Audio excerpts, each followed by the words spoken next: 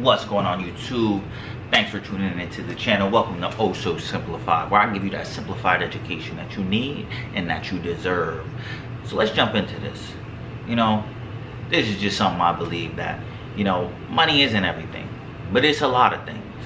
And that's a very important thing for people to grasp, because you'll hear this all the time. Well, success isn't everything. Well, money isn't everything. Money can't buy happiness. Well, yeah, that may be true, but money can buy a lot of other stuff. And you gotta understand, we live on an economic planet. Like, at the end of the day, especially if you're a man, like, a lot of the things you're gonna get in life are gonna be due to the amount of pull you have financially, whether it's your finances or you can influence other people to spend finances on your behalf. And I don't want to say that your whole worth comes from it, but a lot of things do come from it, like the place you live, the type of family that you can support, the type of lifestyle that you can live, the type of activities you can do, the type of exposure you can have, the type of experience you can have. And anybody that is telling you opposite is either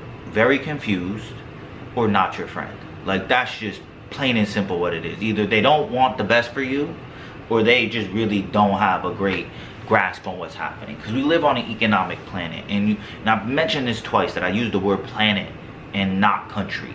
I live in America. If you live in America, we live in the same place, but we are no longer just competing with Americans. We are in a global planet, especially with the rise of the internet, with all these things, that you are competing with people around the world. And when I think of currency, I do think of monetary currency, but it's also, your amount of influence you can have on other people. But, money is definitely a very important thing in my estimation. And how I can estimate this is all of these protests and marches. My bad, I fucked up the camera a little bit. But all of these protests and marches that have been happening, a lot of them are about people that are disenfranchised. Whether a lot of it's in America, but a lot of it's in other places. A lot of these preachers, our political election was super polarized, because a lot of people feel like they're not getting their just due. And I'm not gonna make this a very political thing on where I necessarily stand on all of these different policies, because I don't really think policy is gonna make a huge difference on my life on the day-to-day. What's gonna make a huge difference on my life is what I do day-to-day. So I definitely urge anybody listening to me to take that stance, that an amount of policy, especially in America here, if somebody's in for 4 years, you could be so happy with what they're doing for 4 years, the next person comes in and reverses all of it the next 4 years. And that's generally how our political alignment works. It's like, we get a Democrat, then we get a Republican, we get a Democrat, then we get a Republican. At least for my life, that's how it works. And you might have one person for 8 years. Like, that's the only positive, I guess, outcome that could happen for whatever particular side that you're on. But a lot of these arguments are about how we're distributing the finances. So my main thing to you is that you need to get this as a main focus in your life. If you're not where you want to be financially, that needs to be your main focus. How are you going to increase the income you can make? How are you going to be able to, park your money into income producing vehicles when you don't have to work? How are you going to set yourself up so you can live a life that you ultimately want to live? Now, I didn't grow up with a lot of different stuff. I mean, there was a point where I was living in a 1-bedroom apartment with, my mom, my sister, and occasionally, one or two of my brothers. So it could have been anywhere from 3 to 5 people in a 1-bedroom apartment. I also lived during my early 20s where I was really scraping by, where I was struggling to pay $500 of rent, knocking on doors, trying to paint houses, trying to do this, getting ripped off in an internship, and things of that sort. So I've had points in my life where I was pretty broke. I mean, I don't think I was ever like poor, especially like mentally, but I was definitely broke, where I was living paycheck to paycheck, and over $10,000 of credit card debt and $20,000 of card debt, and I was really scraping by. And I'm definitely in a better position now. Besides my student loans, I'm completely debt free, and I have a little bit of a nest egg sitting around. And I don't think that I'm like definitely not rich by any means, but I could definitely tell you I breathe and sleep a lot easier nowadays than I did when I was broke. And the only difference is the amount of money and the limited amount of obligations I have of future production to account for past actions. And what I mean by that is debt. You know, that is what debt is. It is a promise of producing in the future on something that happened in the past. So if you have $10,000 of credit card debt, you have $10,000 of decisions in the past that you have to produce for in the future.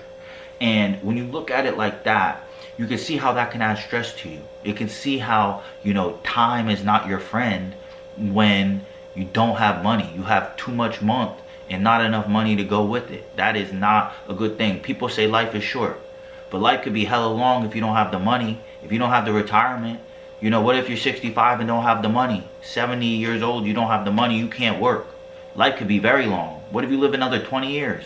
You know what I mean? So that's why getting your financial position in place, to me, especially as a man, because as a woman, let's just be honest, like you can, if you play your cards right, which a lot of women don't in this day and age because they don't want to do that, and no offense to any women listening, but I'm just being honest. But like, nobody's gonna save you if you're a dude. Like, you just gotta be honest. Like, you're never gonna meet a rich guy unless you're homosexual, which is cool. But I never even heard of that happening in the homosexual community. Like, where like a rich gay billionaire is buying for like some broke other gay man. I haven't heard that, but you hear it all the time for like sugar babies and things like that. So like, a woman can hit the lotto. Men, you're only going to be as good as you can produce for yourself. So, you know, getting that finances right is very important. And just to end on all this, I mean, one of the big things, it's also in the book that I'm currently writing, is really like, what will it take for you to live the life that you're ultimately looking to live? And when I say what will it take, I mean, is there a dollar amount that you have? Is there a certain amount of money that if you had that amount of money, you would be good? Because I have mine, and I'll give you guys mine if you guys want to steal it. You know, you can take it, you know, it's all good. Mine is $10 million. I think if I had $10 million and I put it in a vehicle earning 5% interest a year, that is more than enough for me to live my wildest dreams. That would be $500,000 a year if you couldn't do the math on it. And that's more than enough for me to live on. So really, to me, $10 million, after that, you know, money ain't everything after that. But I'm a long ways away from 10 million. So right now, money is a lot of things for me in the year of making it happen. You know, money is my main priority and my first investment. I'm looking to do it in the summer. I'm probably gonna have some videos next week about it because I already have all the ideas for this week of videos. But talking about the house hacking strategy, the BRRRR strategy, because that's my retirement plan. I ain't really investing in a 401k, IRA, and all these other fucking acronyms, even though BRRRR is, I guess, an acronym. But that's my plan. But that would be to you, I would say, think back, think of everything you need, everything you want, and how much money, what is the dollar amount, what is the exact number that you would need for that to make that work.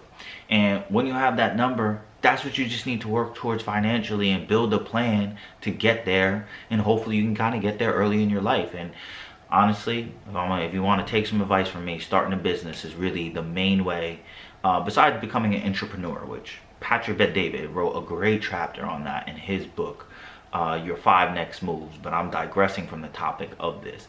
But set that number, pick that, and you know, commit to it. So that's really it for this one, guys. If you like the content, like, comment, subscribe. If you fuck with the vibe, welcome to the tribe. And until next time, you know what it is. Peace.